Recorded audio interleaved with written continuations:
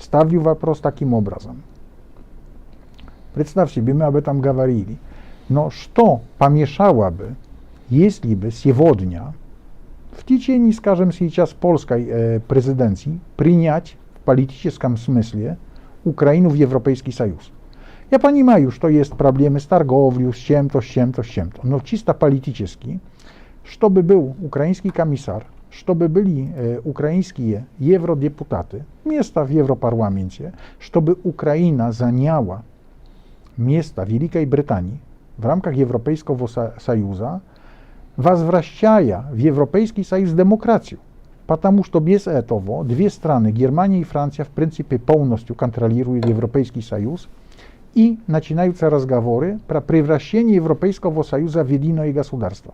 На самом деле, это должно быть сообщество независимых стран, народов, по одной простой причине, что не будем одним государством так долго, пока португальцы не будут готовы умирать за Украину, а украинцы за Португалию. Просто, если каждый хочет воевать сам за себя. На сегодня такой солидарности в рамках Европейского Союза нет. И думаю, что очень-очень долго этого не будет. Поэтому идти в насилие, заставляя маленьких подчиняться великим, является дорогой к развалу. Что Италия и Испания уже настолько стали маленькими, что Франция с Германией могут им диктовать условия?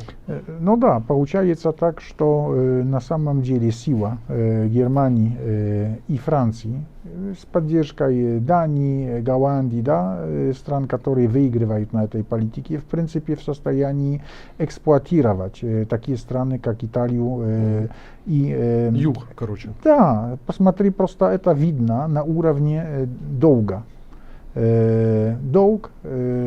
Просто Франция получила возможность дешево финансировать свой долг из-за согласия Германии, поэтому они могли издеваться над всем, потому что в конце немцы и так за все заплатят. У них долг достаточно высокий, но если посмотрим на роль Франции, например, в кризисе греческом, они просто накручивали, продавали им корабли военные, самолеты, вертолеты, просто накручивали, помогали им фальсифицировать отчетность, но обанкротили страну и в принципе с расчетом, что немцы за это заплатят.